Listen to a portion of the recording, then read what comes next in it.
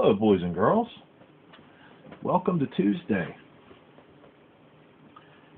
I hope you enjoyed the facts that were posted on Leonardo da Vinci not only yesterday, but I hope you found something interesting today with which to connect. And my whole intent, my goal, is to just give you a richer understanding of what a wonderful human, what a wonderful artist, and what a creative genius Leonardo da Vinci was. Now, I've probably told you many times in class that not only was he a skilled artist, but he was a scientist, a musician, a poet, an architect.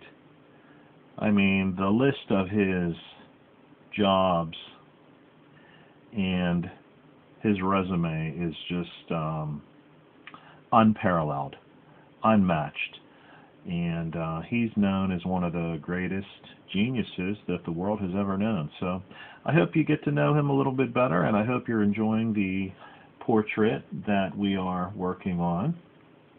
My goal continues to be to have us happily creating artwork here in our new distance learning program. And my wish is for you to be able to apply some of these artistic techniques to future endeavors and to make you an all-around better student and an all-around better productive citizen. And art can really help us with regard to that. It can help us reach our creative potential. So here I am. I'm going with my basic pencil, large pink eraser, blending, stump, in spots. Yesterday, if you recall, we had worked on Master Leonardo's hat, and there were two parts. There was this bigger fluffy part on top, and there was a smaller, thinner component known as the brim. And we had added some wrinkles throughout just to give it a little more realism and give it a little more interest and really help us develop some of our drawing skills. Okay, so today we're going to add some details to the face, particularly the beard and some of Leonardo's hair. Okay, so he had a long flowing beard to match his long flowing hair. And his beard is going to be such that I'm not going to be able to fit all of it onto my page, and that's okay because we're drawing quite large here. I'm utilizing most of the 9 by 12 drawing paper page here upon which I'm working. So it's all good. And you just follow along as best you can and create your own version of your Master Leonardo da Vinci portrait. Okay, so I'm going to make a mark right about here on the brim. Okay, so I'm in this upper quadrant, and I'm not quite halfway over on the quadrant. I would say this would be about halfway or so. So I am just in front of that halfway mark. And what I'm going to do is I'm going to lightly sketch some flowing hair that comes down, meets up with the chin, and goes beyond off of the page. And I'm just going back and forth randomly with this wavy line that will indicate some of Leonardo's hair. Okay? Now what I'm going to do is I'm going to branch off of that in spots, and we're going to use this area for Leonardo's beard. Let me come down here on this side a ways and shape up the side of Leonardo's face. So I'm going with some contour lines here, and right about here on the lower cheek is where we're going to create some more curls that belong to his hair and beard. Okay, so this up here is the side of his cheek. Okay, I'm going to make that brim meet up with his cheek a little bit more completely. And then starting right about here or so is his beard hair. Okay, and you don't have to necessarily follow all of my little squigglies here. You can create some random squigglies and contours of your own. But if you notice, I'm going over them several times with my pencil to make them rather thick. That way I'll be able to hit them up with a blending stump, and it'll give us the impression of waves and curls within his hair and beard. Okay, so you notice I'm not coming up too far on the face just yet. I'm stopping right about here at the bottom of his chin. Okay, and let's do this. I'm coming up just a little bit on his chin with this particular line. Okay, so have a little fun with these contours. And as you can see, we're already developing quite a nice looking beard. If you know who Gandalf the Grey is from the Lord of the Rings saga, then you've got a good visual for how Leonardo da Vinci looked. Okay, before we move on, let's do this. Let's smear around some of these marks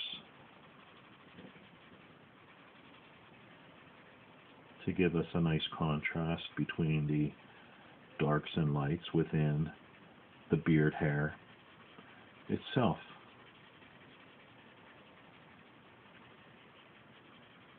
I strongly encourage you, as always, to go through the recordings more than once. It can provide so much more understanding for you, because I know myself personally, I don't always get things the first time. So watch and rewatch the video to keep yourself in the know with these artistic techniques. Okay, very good. Let's go a little bit further. And again, I'll try not to be too long-winded and too lengthy with each individual video. I think I'm getting better and better at developing a feel for when it's time to basically be quiet and close my mouth. Okay, so here I am, just under the brim, and I'm developing more of Master Leonardo's hair. That's basically going to meet up with his beard hair. Okay, so I'm going to start with that particular line. I'll have another line meet up with it. Here comes a third. I'm going to make this one a little curvier.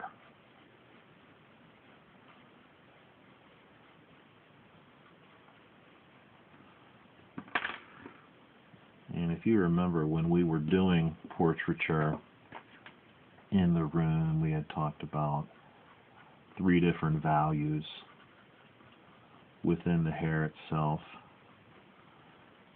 You had a medium tone, which was achieved with our blending stump.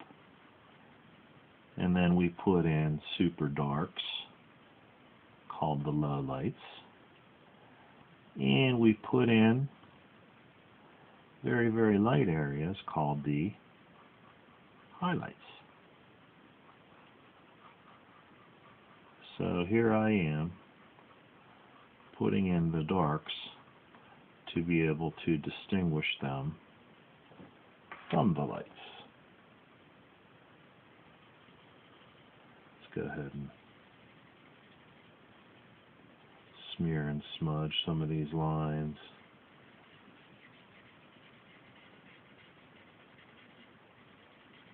Expand on these tonal values.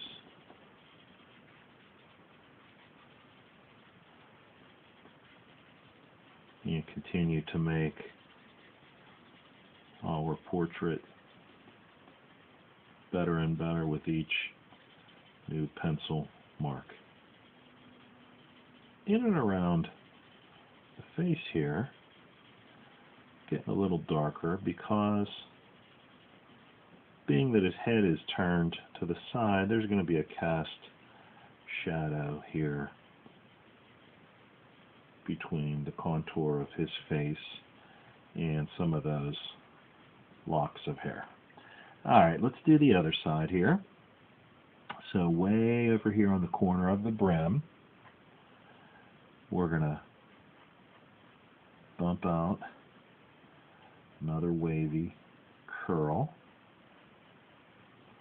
Have a little fun.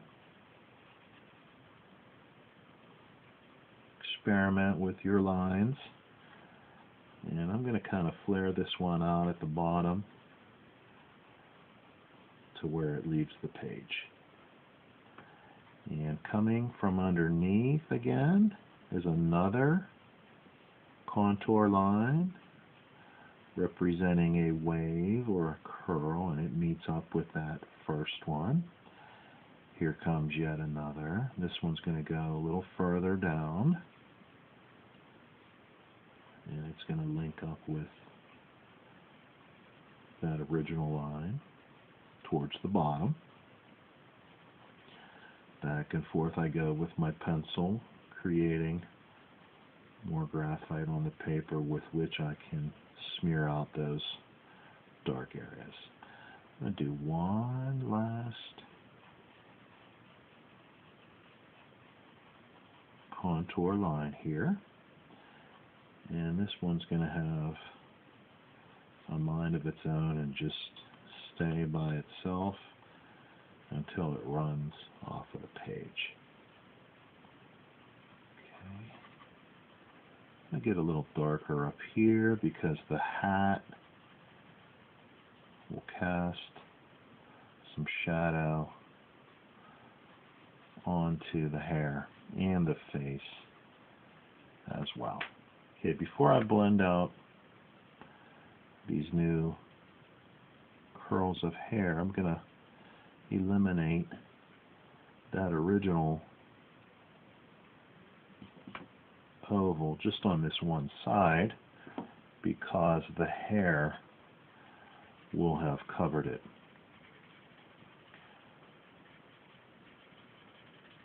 Remember, if you don't have a blending stump, hopefully you're using your finger. You can smear up some graphite with your finger. You can roll up a piece of paper, tissue. Even a Q-tip from the medicine cabinet would work.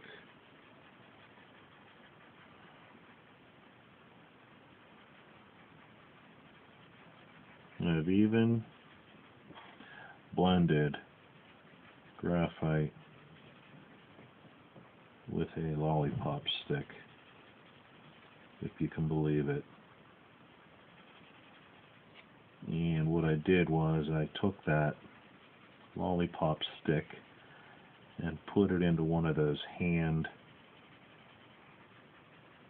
pencil sharpeners, the ones with little razor blades inside. Don't put it into an electric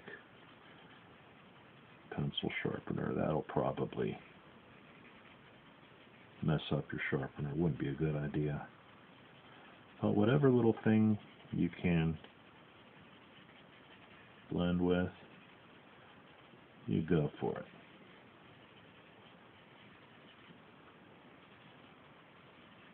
Okay,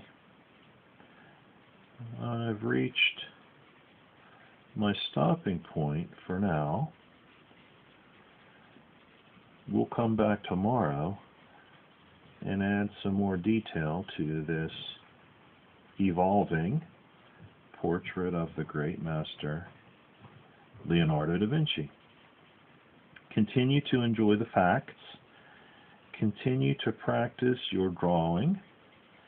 Continue to be well. And do something nice for somebody today.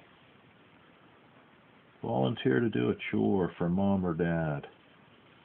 Or pick up the phone and call or text somebody randomly out of the blue. That can really cheer somebody up and make their day. Okay, so until we talk again, this is Mr. K, wishing you a wonderful day and happy drawing.